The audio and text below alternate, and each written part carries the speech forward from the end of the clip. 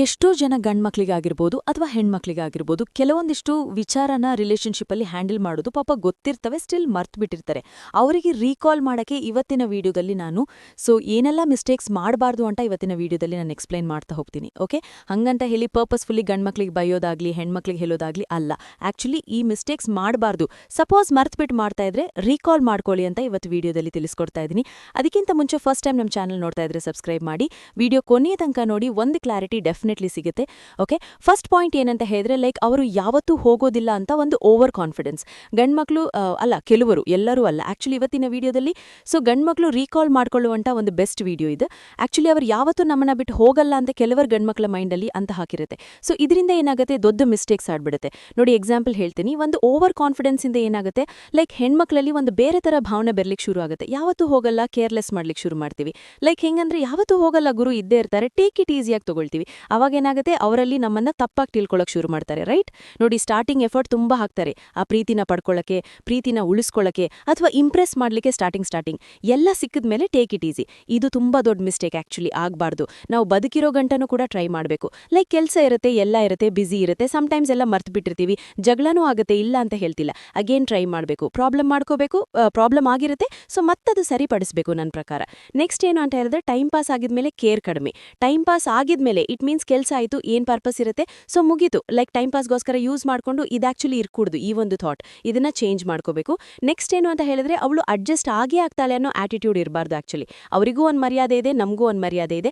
ನಾವೆಷ್ಟು ಈಕ್ವಲ್ ಪ್ರೀತಿ ವಿಚಾರದಲ್ಲಿ, ಅವರು ಅಷ್ಟೇ ಈಕ್ವಲ್. ಓಕೆ, ಪ್ರೀತಿ ವಿಚಾರದಲ್ಲಿ ಮಾತ್ರನಾ ನಾವು ಥಿಂಕ್ ಮಾಡಬೇಕಾಗಿರೋ ವಿಚಾರದಲ್ಲಿ ಆಟಿಟ್ಯೂಡ್ ಬೇಡ. ಅಡ್ಜಸ್ಟ್ ಆಗ್ತಾಳೆ ಬಿಡು, ಪ್ರೀತಿಯಿಂದ ಆಗ್ತಾರೆ. ಓಕೆ, ಬಟ್ ಈ ಆಟಿಟ್ಯೂಡ್ ಅವ್ರಿಗೆ ಏನಾಗುತ್ತೆ, ಬೇರೆ ತರದಲ್ಲಿ ಥಾಟ್ ಬರ್ಲಿಕ್ಕೆ ಶುರು ಆಗುತ್ತೆ ಅಂತ ಸೈಕಾಲಜಿ ಹೇಳುತ್ತೆ. ಆಲ್ರೆಡಿ ದೊಡ್ಡವರು ಬಾಳಿ ಬದುಕಿದ್ದಾರೆ, ಮೊದಲನೇ ರೀಸನು. ಸೆಕೆಂಡ್ ಏನು, ಕಮ್ಯುನಿಕೇಶನ್ ಅವಾಯ್ಡ್ ಮಾಡುವಂಥದ್ದು ದಯವಿಟ್ಟು ಮಾಡಬೇಡಿ. ಕಮ್ಯುನಿಕೇಶನ್ ಅವಾಯ್ಡ್ ಮಾಡೋದು ಯಾವ ಥರ ಅಂದರೆ, ಸೈಲೆಂಟ್ ಟ್ರೀಟ್ಮೆಂಟ್, ಸುಮ್ಮನಾಗ್ಬಿಡೋದು. ಇದು ತುಂಬಾ ಆಕ್ಚುಲಿ ಹೊಡ್ತಾ ಕೊಡುತ್ತೆ. ಹಳೆ ಶಿಲ್ಪಗೆ ಏನು, ನೀವು ಸೈಲೆಂಟ್ ಆಗಿಬಿಟ್ರೆ ಪ್ರಾಬ್ಲಮ್ ಆಗಿರುತ್ತೆ, ಅದನ್ನು ಸರಿಪಡಿಸ್ಕೊಳ್ತೀರಾ.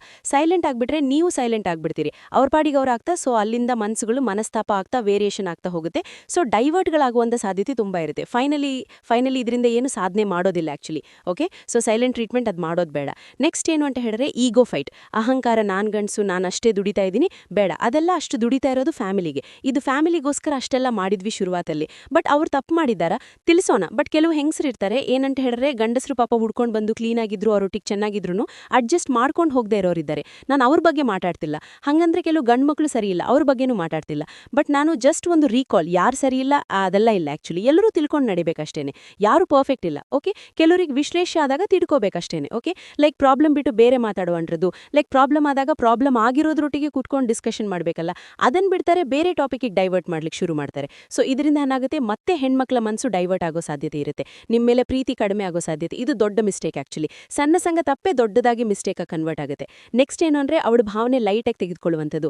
ಇದನ್ನ ಮಾತ್ರ ಯಾವುದೇ ಕಾರಣಕ್ಕೂ ಈ ಮಿಸ್ಟೇಕ್ ಮಾಡಬೇಡಿ. ಕೇಳಿ, ಅಟ್ಲೀಸ್ಟ್ ಕೇಳೋದ್ರಿಂದ 70-80% ಸೊಲ್ಯೂಷನ್ ಸಿಕ್ಕಿರುತ್ತೆ. ಅಲ್ಲಿ ಕೇಳದೇ ಇರೋದೇ ಎಷ್ಟೋ ಒಂದು ಪ್ರಾಬ್ಲಮ್ ಇದೆ.